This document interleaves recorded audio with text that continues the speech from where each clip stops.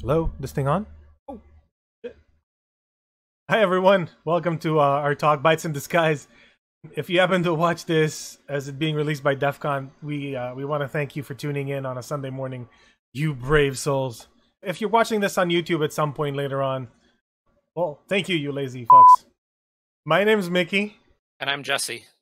I'm on the left, Jesse's on the right, just so you'd know to associate our faces with our voices now. We're both principal security researchers at Eclipsium, and we deal with hardware and firmware on a daily basis. Now we have all the formalities out of the way, we can start with the actual talk. We'd like to start with a little bit of structure.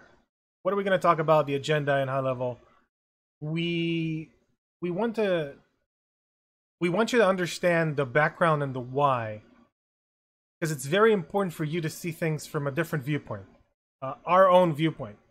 We hope that by showing you what motivated us to look into this research, you'll be able to understand and maybe go out on your own and explore this yourselves. Once we've established that, we can show you what we did from an attack surface perspective, how we look at things from a hardware firmware perspective. After that, we can continue and walk you through some of the hiding places inside computers, servers, laptops, or any other computer platform. We thought about the best way to do this, and we decided that it will be best if we start explaining each hiding spot, and immediately after that go through the attack surface scenarios and examples for that spot. Once that's all done, we'll discuss a little bit of what's in store for these types of threats in the future of the security industry, and what can we do to protect against them. So in the past, we've seen a lot of research talking about bad devices being abused, like bad USB, rubber duckies, OMG cables, which are the best cables. All of these malicious devices, dropping code, executing it from a separate device, hiding things off the platform. But the main issue is persistence.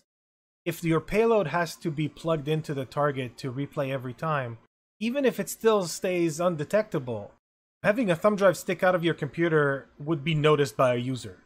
You can't really hide that. So what if you could have your loader persistent and just have the payload itself, that's the malicious code, stored somewhere in your device? The easiest things to find about this type of research that was done in the past is fileless malware and fileless exploits and in-memory execution and anything that doesn't touch disk.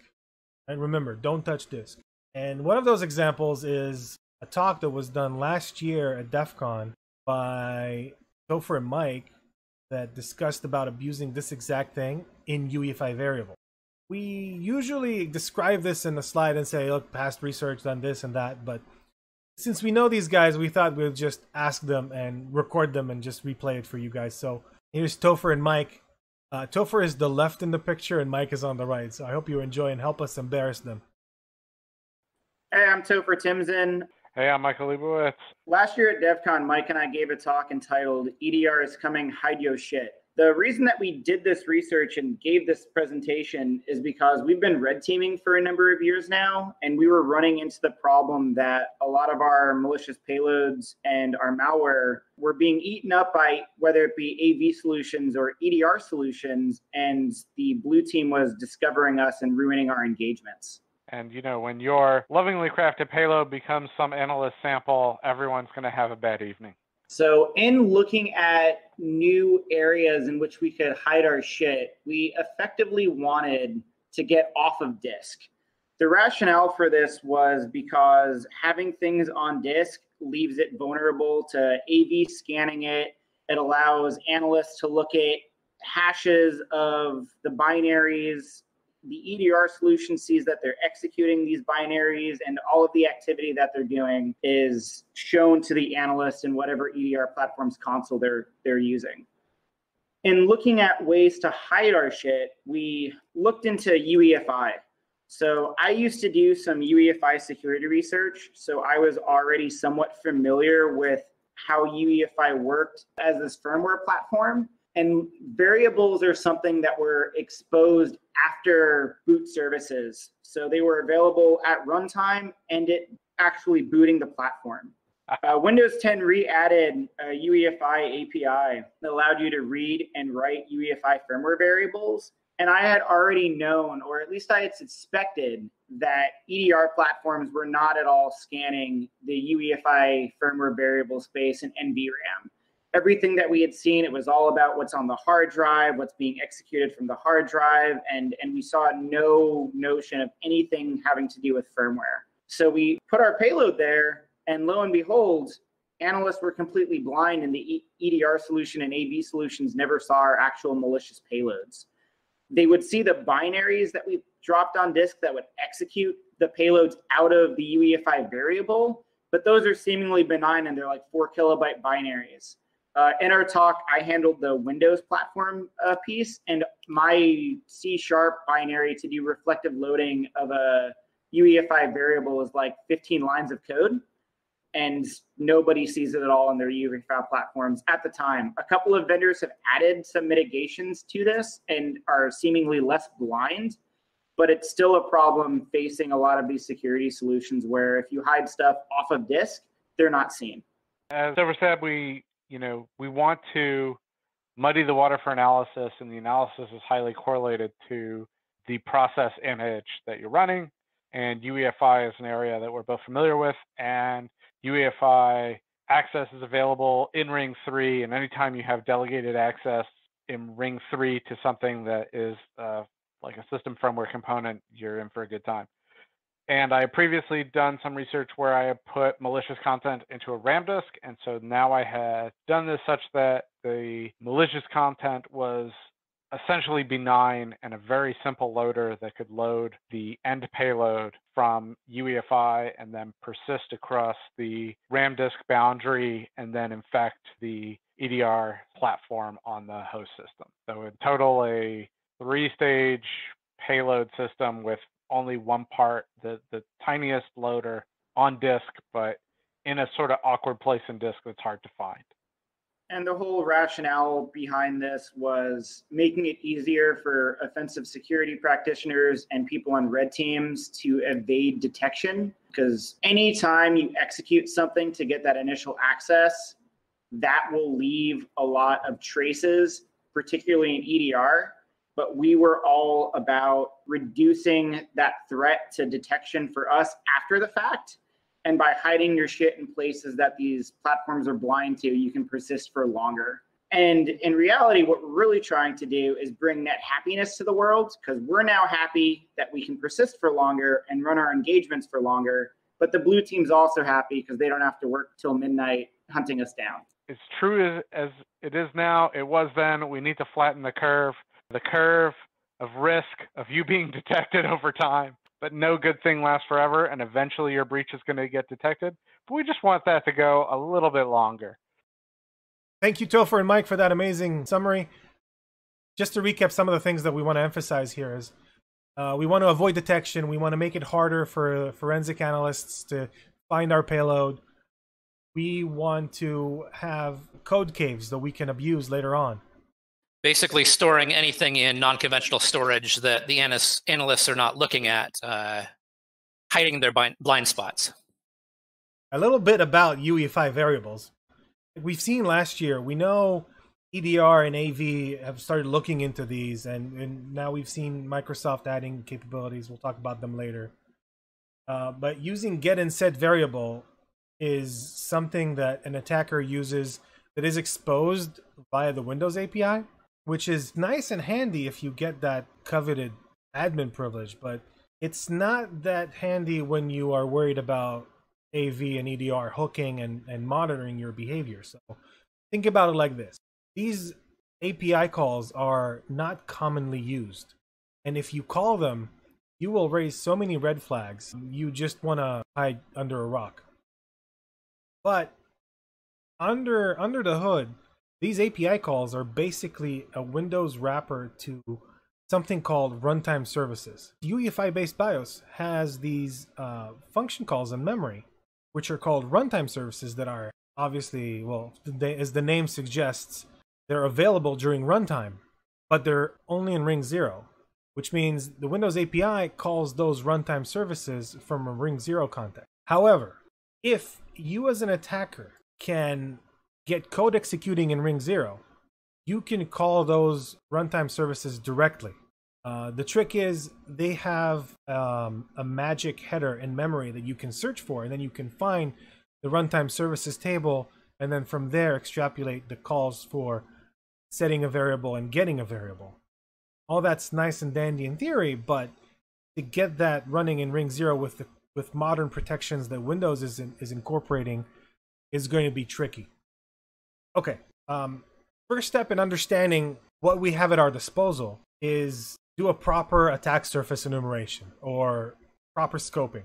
Let's talk about some of the ways that you can do that. Like first and most obvious way is to get your hands on your machine and pop open the box and look at what you're attacking.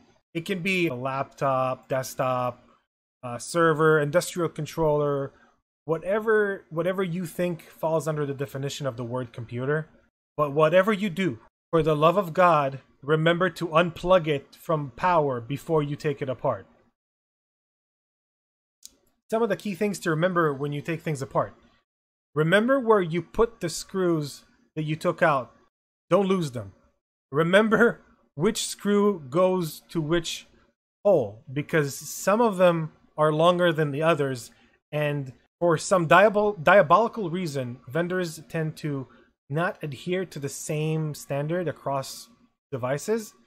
So while Dell laptops tend to have the same length of screws holding their chassis in, some other third-party vendors would have, and I shit you not, 14 different screws that have 6 different lengths in the bottom of the laptop.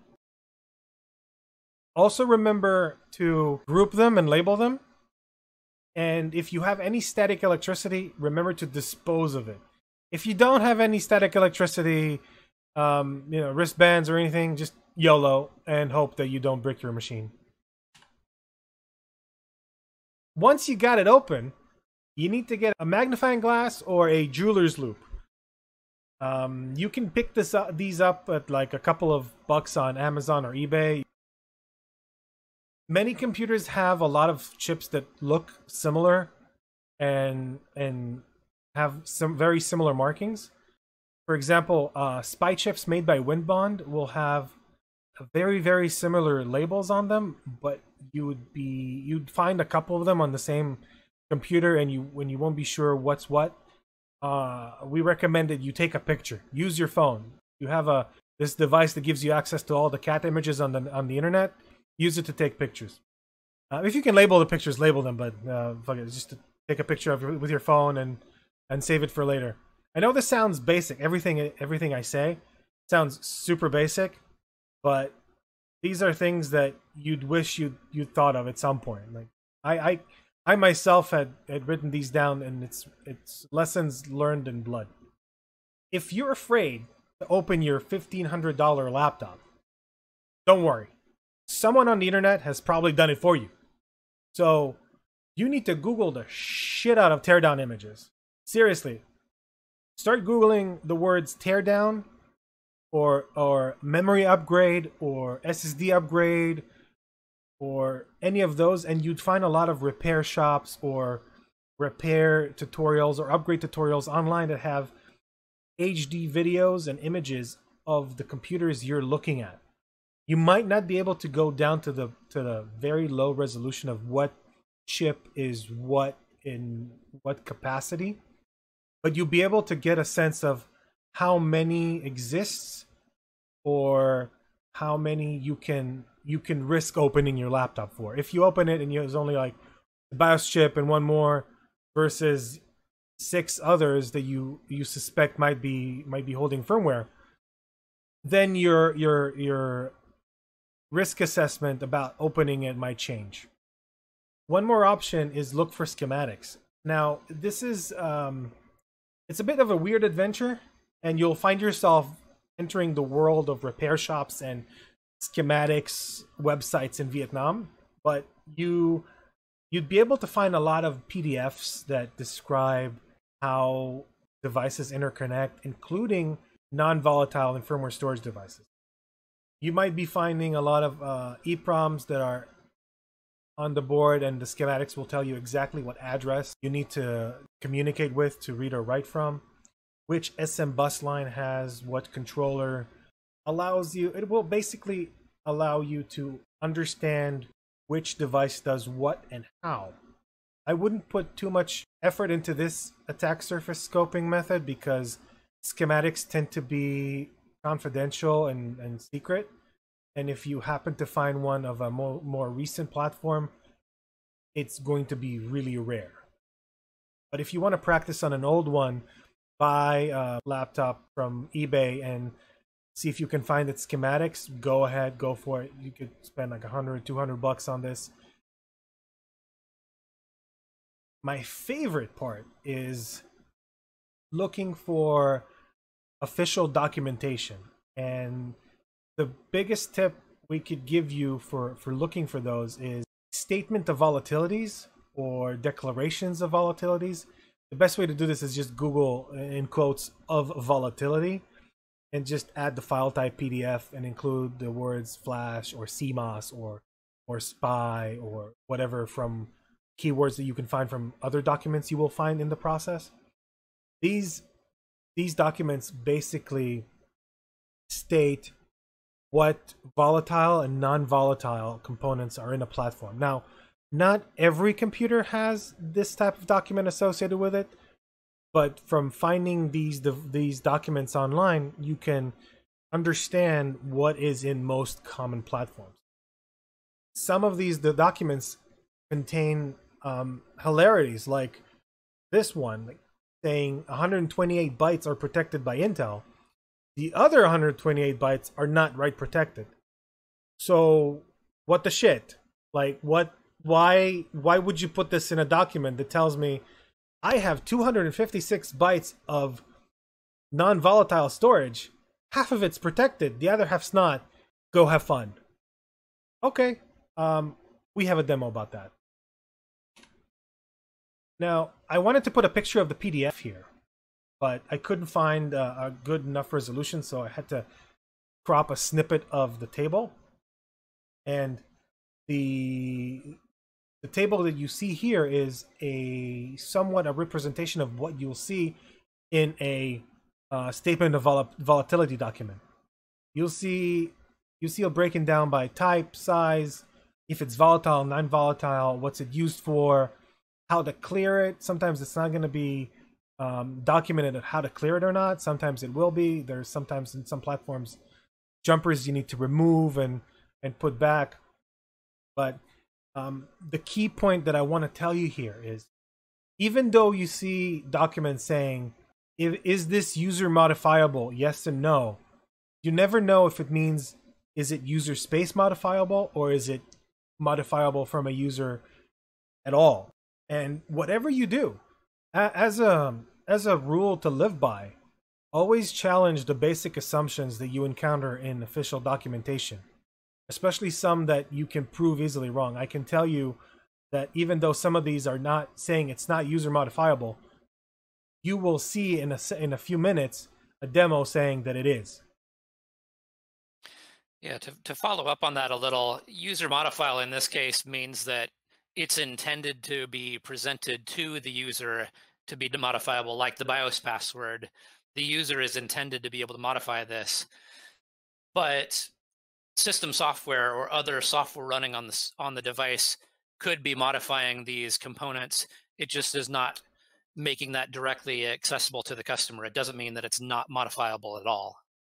Now that we showed you a way or multiple ways to find information and explore it by yourself, we can go ahead and start diving a little bit deeper into some individual components that we talked about before. We'll go through them one at a time and we'll describe them, and then we'll later proceed into explaining what the pros and cons are from an attacker's perspective, and hopefully we can have fun while doing it. First things first, remember that 128 byte that we saw before? If we looked at the CMOS example in the previous slide, it said it's not user modifiable. Now I know Jesse explained that it's what the user can modify sometimes by using a GUI like the BIOS password, but I wanted to emphasize that these whatever the document says doesn't literally mean what you think it means. You need to go double check. So basically, back to the CMOS topic. If you are young and you have no idea what CMOS stands for, I am jealous. If you are somewhat old and you had to remove a battery from your computer motherboard, my heart's with you. It's really a relic that's used to have settings set for BIOS bring up, for the system bring up.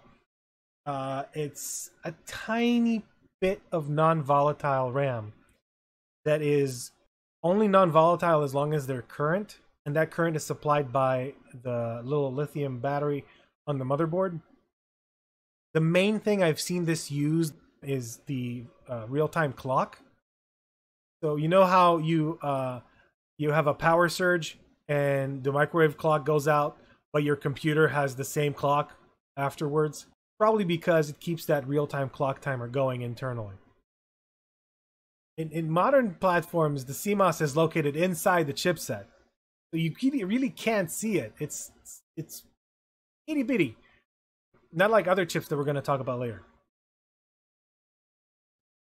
The pros of CMOS is like it has a few unused bytes. You can access it through I/O ports. You can do in and out instructions to get to it. It exists almost everywhere.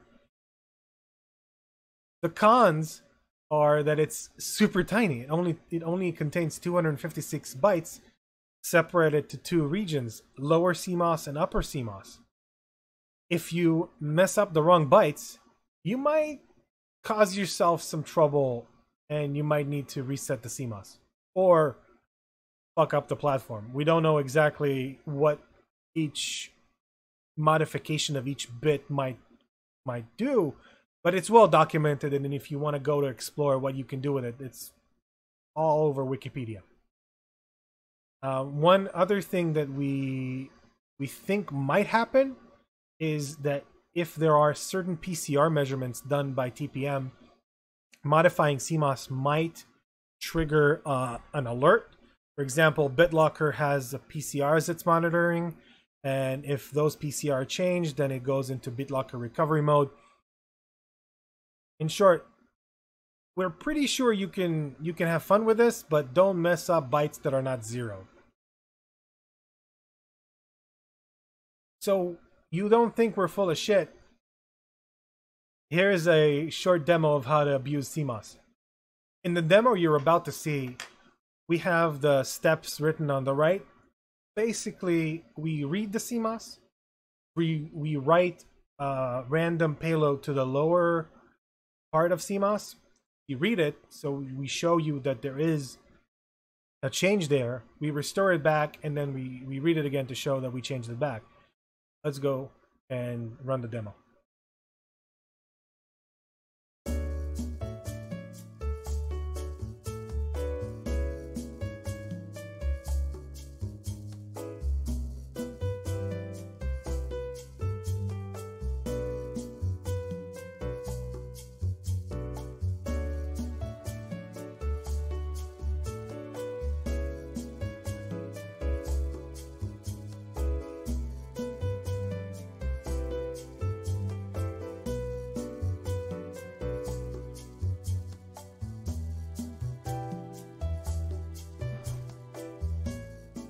We're going to have the code for this demo up on GitHub after the talk is published, and keep an eye on that GitHub because we're going to keep adding more and more code to it as we go on.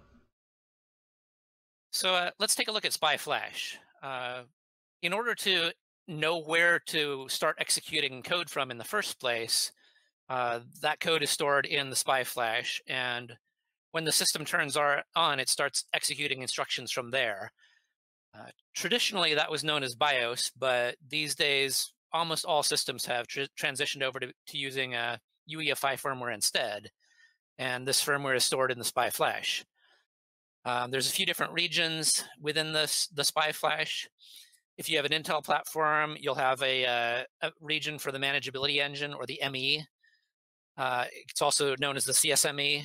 AMD platforms will have a PSP region for the platform security controller. There's also a flash descriptor, which contains essentially a map for how the contents of the SPI Flash are organized, as well as access permissions for these regions. So taking a look at the contents of the SPI Flash itself, there's a couple constraints that determine the location of a couple of the regions in there. First, when the system boots up, the top of that SPI Flash is mapped to the top of the 4 GB address space in order for the x86 reset vector to start executing code from there. Because of this, the top of the BIOS region needs to correspond to the top of the SPI Flash. It can vary in size, so you can have a 8 meg BIOS region or a 4 meg BIOS region. The size can vary, but the top of that region needs to correspond to the top of the SPI chip itself. Additionally, the flash descriptor region, which is essentially the map and permissions and what is actually stored throughout the SPI chip, that starts at the beginning of the SPI Flash. It contains some platform configuration for the device, as well as the map determining where these regions are stored within the SPI Flash itself. There can be some additional regions like the ME region. Some platforms will have a GIG-E region or a embedded controller region. There can be a platform data region, which is for OEM-specific additional components. The region mapping in the flash descriptor also doesn't need to include all of the contents of the SPI region. So there can be some padding regions or padding areas that aren't actually included in the map as well. To take a look at the flash descriptor itself, starting at the very beginning of the SPI contents, there's a signature at 10 hex, offset 10 hex, that is used to determine if there is a flash descriptor in this area. And then there's a mapping, there's a variety of different components and access control lists to determine if the CPU has access to read and write of a particular SPI region, or the ME has access to read and write to a particular SPI region, or the NIC, the GIG-E controller, has access to read and write directly to that SPI region. So those access controls are stored in the flash descriptor. So there are a lot of cases where the CPU can't directly read and write to the ME region, and most systems these days will have that BIOS region protected via hardware mechanisms in the chipset. Occasionally, we run into systems where that is still not protected properly, and you can just directly write to the SPI and BIOS region from code running on the CPU. But even in the case that BIOS region is properly protected, there can be bugs in the BIOS update mechanism itself. Sometimes that doesn't provide signature verification. Sometimes it will do signature verification for part of the region, but still copy data into that SPI Flash for you. However, the gigabit region itself is generally unprotected, and you have full read and write access to that from the CPU. We also sometimes run into cases where the flash descriptor itself has incorrect permissions, and that can be rewritten via software to modify the existing region definitions or even define new regions in the SPI Flash layout and change the permissions for those regions. So if you have that issue, there's a lot of ways that you can take advantage of that. Another interesting storage location is the SPD, or Serial Presence Detect chip, in DRAM memory modules. Although some recent devices like laptops and tablets only have soldered down memory, which is not replaceable, the vast majority of systems include replaceable memory. There are a lot of different types of memory. There's a DRAM 2, DRAM 3, DRAM 4. Each of these different memory modules have different parameters or configuration that needs to be done in order to be used. And the SPD has been created as a standard way for a replaceable memory module to provide this information to the system so that the system knows how to talk to the memory module and use it. So the SPD is essentially a tiny EEPROM on those DRAM memory modules. It includes both the memory module type, like if it's DDR2, DDR3, DDR4, as well as the size of the module itself. There's information about the layout of the memory module as well, including the number of banks, if it includes features like ECC, as well as timing and voltage requirements that are necessary for the system to understand, to know how to talk to and use this memory module. When the system is booting up, it reads this SPD EEPROM in order to determine this information so that it knows how to configure the memory controller. Modifying certain parts of this configuration data can cause the system to not boot up anymore, and the system just will be bricked until this module is physically removed from the system.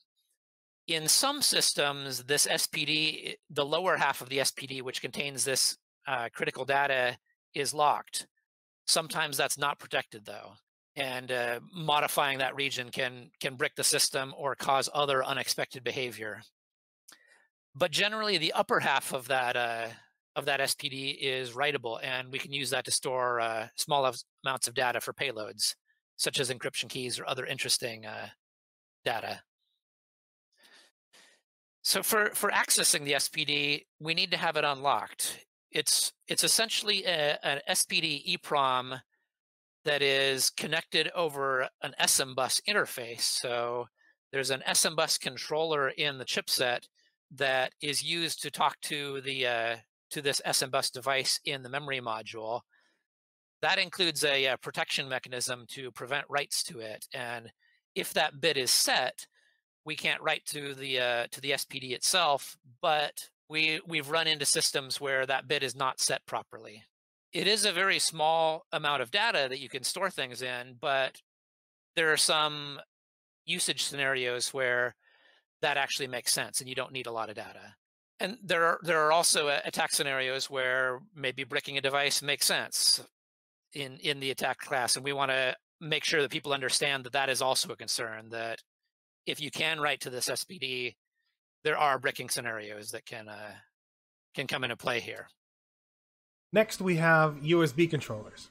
Now, these USB controllers that could be found on your motherboard or part of an external PCI card that is plugged into your motherboard, or part of an external USB-C device that is connected to your computer, or M2 modules inside your laptop. Some of these have updatable firmware, and it's depressingly common how many of these have unsigned firmware updates.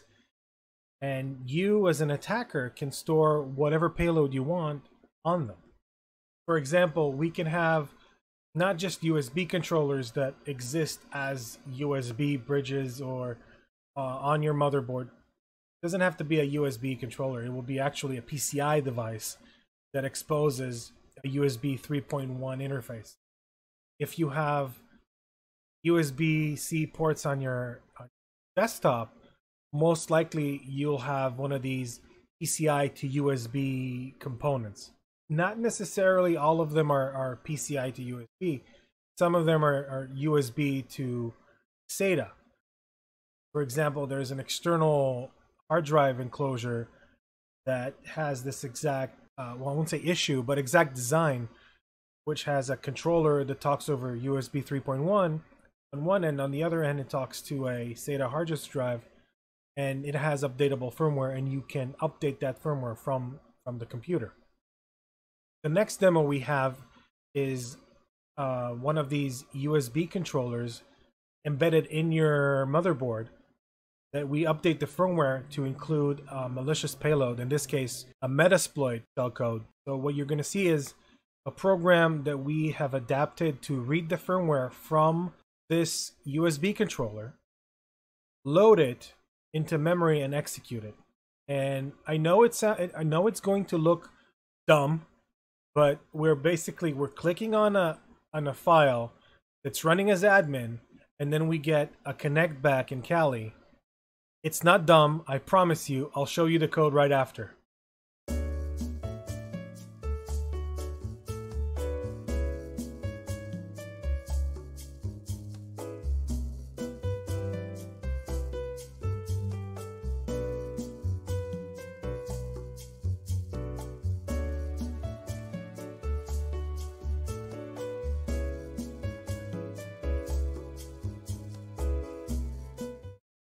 Okay, breaking down the video you just saw, on the right side, we have a binary visualization of the firmware image we're writing to the device to save our payload. What's circled in red is the actual Metasploit code that we have in the firmware. What's colored black is empty space. Everything else is actual code. So you'd see there is about a third of it, almost half of the image. It's 128 kilobytes. Out of that, so much space is empty for us to use as attackers. The fact that I put a few hundred bytes as payload for a demo looks tiny. If we look at the code that we have loading this exploit, the first part gets the hidden bytes looking for a magic header, which is leet, because obviously. And once we find the leet, we fill up a buffer with the bytes from the firmware. After we have the payload, we use method that Topher and Mike used last year for loading their payload from UEFI, but in this case we use interruptibility and marshalling, so there's no p invokes.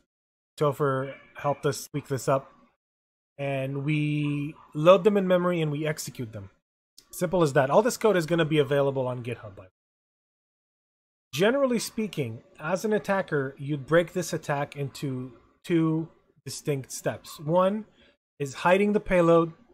The second is retrieving and running it. When you hide it, you have to get the firmware image, incorporate your payload in the firmware image in bytes that will not disrupt normal behavior or functionality, and upload that new image to your target device or firmware. When you retrieve it, you have to read the firmware like any other mechanism, or use the built-in mechanisms or known tools, extract your hidden bytes, and then do the malicious. Let's review a little bit of the attack surface from an internal asset perspective. You have USB controllers that are embedded in your devices that have their own firmware. You have PCI bridges that act as PCI to USB devices. You have trackpads and touch points and touch pads. If you have a ThinkPad Lenovo, it's a touch point. I don't know what it's called. You have one of those trackpads. It can have sometimes its own internal flash. The monitors you're using, if you ever plugged in a USB cable from your laptop to your monitor, just so you can use the little USB hub on the side of the monitor, if you're one of those blessed few that do that, then you should know that that monitor has USB hub in it and it has firmware. Most likely, you can modify it from your computer. Webcams tend to have firmware related to them. Fingerprint readers, accelerometers, integrated sensor hubs, power delivery systems, power management ICs, everything you can think of that's inside your computer not necessarily has a separate component to hold firmware, but it most likely has some internal firmware either on the integrated controller or off it. Would you like to add something, Jesse? In addition to these controllers, there's also all of the endpoint devices themselves. So there can be a wireless network card or a cellular modem, and these are often PCI or USB devices themselves that also have updatable firmware. So in addition to the controllers, there's generally USB devices or PCI devices in the system itself. And then all of the other fun stuff that Mickey just talked about. Well, speaking of wireless devices and external assets, there's also all the stuff that you have that you can possibly plug into your computer. Think of all the ports you have on your machine. If it's your laptop or if it's your desktop or whatever device you're looking at. Whatever ports you can use, Thunderbolt 3, USB-C, 3.1, whatever USB format it is. Proprietary connectors for docking stations. Docking stations have a lot of parts in them that have their own firmware. So ask yourself, how often do you check the firmware on the dock that you plug your laptop to at work?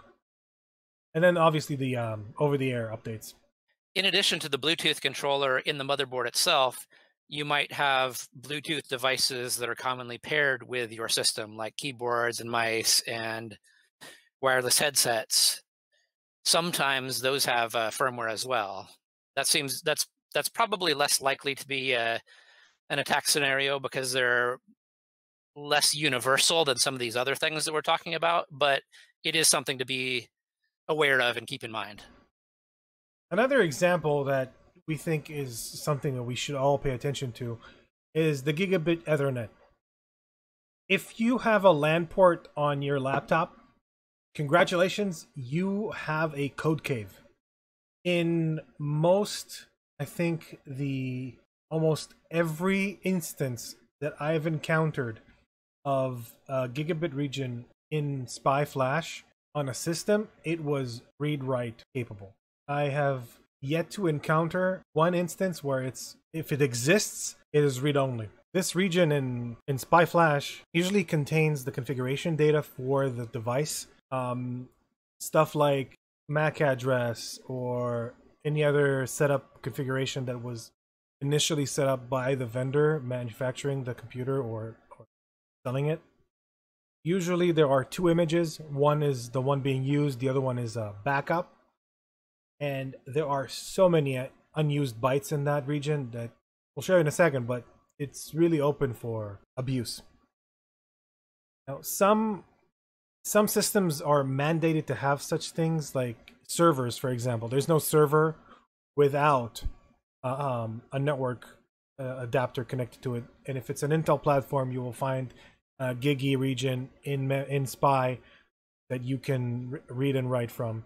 If you have a desktop computer and you bought a gigabit Ethernet card that you plug in, sometimes these devices will expose their internal non-volatile memory to the user over memory access. So you would query the PCI device, get the PCI config space, find the base address register for where the flash is mapped to, and then you can read and write directly to the flash over memory. There's also other discrete PCI devices, but we'll not talk about them right now. Let's look at an example of the Gigi region in a hex editor.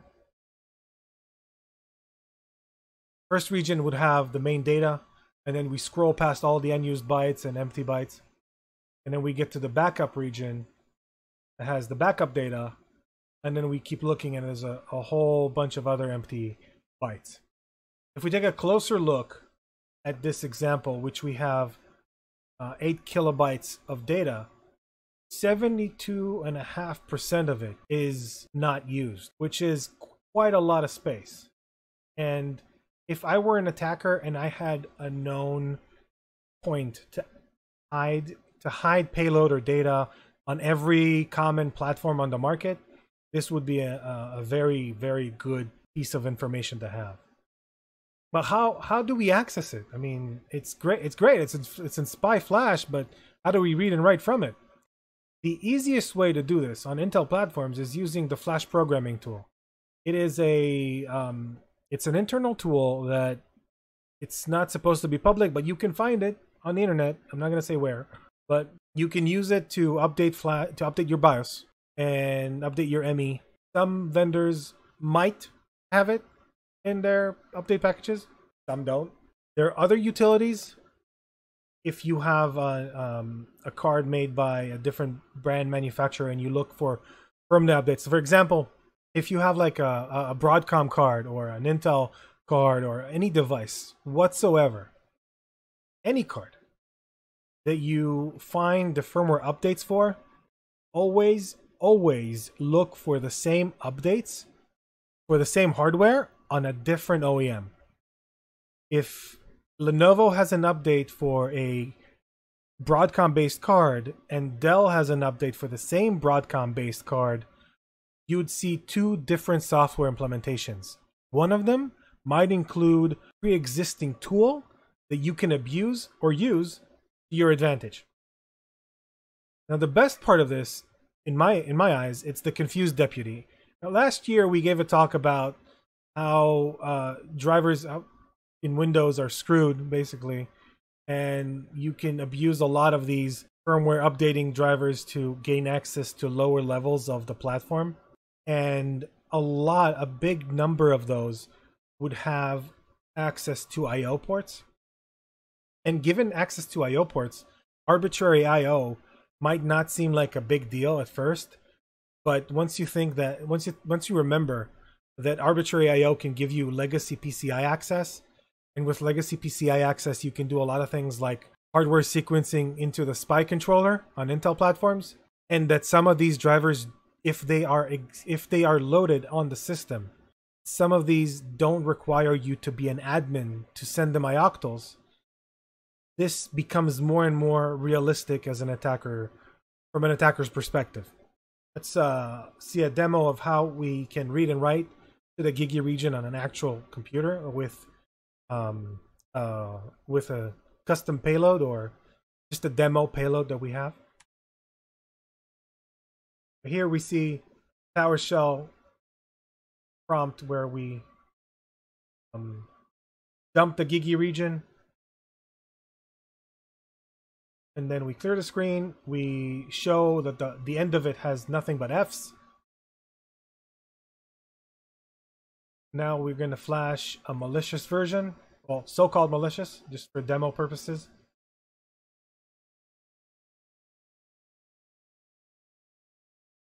At the end of it, we put the iCar test string and just explanation of this might be malicious code or shell code. Now we flash it.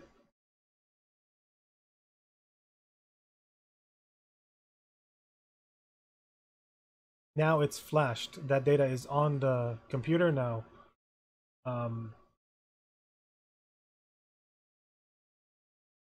We dump the new content. We're checking what's in the new content to be sure we're not checking the same one we wrote. And we find our malicious payload there. So just to recap, we dumped the Gigi region from SPI using existing tools, modified it, added our own malicious payload, flashed it back onto SPI, and read it back again to make sure that we have the changes persist. A few tips and tricks of how you can hide your payload in firmware. If you have empty regions like we showed you, you can just add your payload there. You won't touch the firmware. Usually what happens when firmware is signed or validated, it will only verify the block of code. It won't verify the whole image. So if you have, let's say you have 128 kilobytes of SPI Flash for your controller, and the firmware image is 60 kilobytes. The image would have a header defining where it starts, where it ends, what parts it includes, what segments, and it would also include all the verification fields like signature or cryptographic signature or CRCs or whatever is included. But past that, there is empty space that is not included or not defined. But when you read and write the firmware from the controller, it would read and write the whole chip. Another way is if you have unverified firmware, you can put your payload inside segments of the firmware that are empty. So if someone built the firmware with a lot of padding in it, or there's different segments that they kept a lot of padding in there, you can abuse that if it's big enough. If it's not big enough and you need a lot of small segments, you can easily break it down to multiple parts with magic bytes. Like we've seen in the demo before, you can load your shellcode with a magic byte and magic sequence of bytes and then a length to read from, and then you can all concatenate it later into your own shellcode and execute. For this talk, we're going to release some code on GitHub, and it will give you the capability of doing a lot of things low level again, but with specifically reading and writing firmware. The practicality is that's a lot of people are probably saying, well, what's the point? You got to be admin. This is all bullshit. But not necessarily. Like we said before, some drivers, if they exist on the system, they can be accessed from user space. So all you have to do is just see if the device exists and send it ioctls. Another point to mention is this scenario is relevant if you already have execution on the target. There's no point of gaining persistence or hiding your payload if you're just getting into the system. A big focus on the confused deputy angle is where we have a lot of signed drivers and signed tools and existing tools that allow you to do a bunch of actions that you normally wouldn't be able to. There is a lot to explore there. There are a lot of, for example, Dell has .NET tools that are used to communicate with the monitor and update firmware on it. It's not necessarily admin privileged access, but you can literally go and see how your code can interact with some other vendor code to communicate over USB to a device and read the EEPROM content on it or write to it. We are going to release some code on GitHub to use some existing code that we found that might help everyone to play with this even further, specifically in C# because C# is the new Java. I guess it's easier to understand. It's managed code. Why the hell not? In our example, we're releasing code that uses the PMX driver, which is included in a lot of Intel utilities. It is dating back to 1998. It can read and write physical memory. It can read and write debug registers, control registers, model-specific registers, IOs, and so much more. You can load it, if you're admin, you can load it in Windows and play with it. Imagine read-write everything, but not read-write everything. And if you don't know what I mean by that, there's a driver called read-write everything that was blocked by Windows, but it's confusing, I know, but its name was read-write everything. We will also release code that's using Ace Media tools. There's a tool made by, and I hope I'm not butchering your name, Stefano Moioli, and it's a tool released on GitHub that reads the firmware off Ace Media chipsets, very common chipsets that are found in a lot of places, and that code can be used to adapt calls to the driver that you can load, or can be adapted to write the firmware to the device.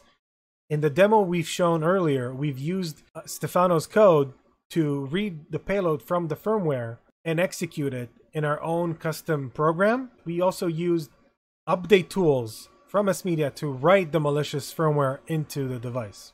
Funny story about Ace Media controllers. I bought for the talk. I bought a couple of devices off Amazon. Both of them are Ace Media controllers, and I have an Intel NUC. It's called Hades Canyon. It's a NUC 8. Anyway, I decide to plug in the Thunderbolt controller to PCI adapter that I have. Plug in the PCI cards and connect it to the NUC and work on the demo. And I'm like working, having fun, writing malicious firmware images, reading them back, flashing it, flashing new ones, flashing backups. And then I realize I have two controllers. Yours truly has not noticed that I have a built-in onboard Ace Media controller in the NUC, and I've been flashing that the whole time. Talk about a scary moment right there. So yeah, it's a funny story. I don't want to be all doom and gloom, but I have to be all doom and gloom here because nobody is looking in the firmware.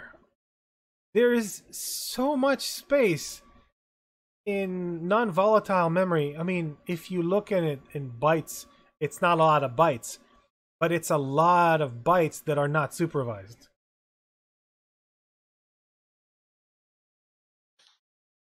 Is EDR catching up? Well, yes and no. Microsoft Defender has released a couple months ago a press release and notification that they are now looking into the UEFI file system, which is awesome. But why just UEFI? There's so many other places on the platform that you could look into. I mean, great. We have EDR is coming, hide your shit talk last year, where Topher and Mike showed that they can hide malicious payloads in UEFI variables. And then less than a year later, all of a sudden, EDR is looking in UEFI variables. But that's just the tip of the iceberg, right? We have solutions coming out. Like we know Dell has a BIOS scanner, CrowdStrike scans firmware. HP has their own hardware, the SureStart solution that is literally a hardware root of trust on the platform that scans BIOS, verifies the BIOS image, verifies a lot of parts in it, including all the Intel parts as well, like BootGuard, BIOSGuard, all kinds of solutions. We have open source firmware solutions that allow you to update to legitimate images to make sure that you're up to date and check by Richard Hughes. But beyond the BIOS, beyond the firmware on the SPI, big parts of the firmware on the SPI, no one's doing anything. There is external devices firmware and internal devices firmware and a lot of stuff that you can see in the volatility reports that do not fall into the SPI BIOS regions that are not verified. And also like this, like Microsoft's, it is Defender ATP, so it's not rolled out everywhere. It's only that the premium version so that you need to pay more for. What can we do about it? We can use OEM tools or vendor tools to read the storage, to access whatever non-volatile components we have on the platform. If they exist, some tools exist, some don't. We can hack some sort of interface to vendor tools, or we can adapt existing tools like open source code from Stefano and the SASM tool on GitHub, or ChipSec that allows us to access the CMOS, GIGI, SPI, SPD. A lot of things that we can do there. And maybe we can add open source tools that check for everyone's safety and help notify vendors that not only do you have to verify the firmware image, but you also need to check all the unused space on firmware on your non-volatile device, just to see that you're not being abused here. And with that, we've reached the end of our presentation. Thank you for bearing with us and watching the slides while we talk. If you have any further questions that you'd like to ask us, feel free to reach out on Twitter, Discord, Slack, whatever. We'll be available to answer questions for this talk on the DEF CON Discord server. But feel free to ping us later on social media if you have any questions.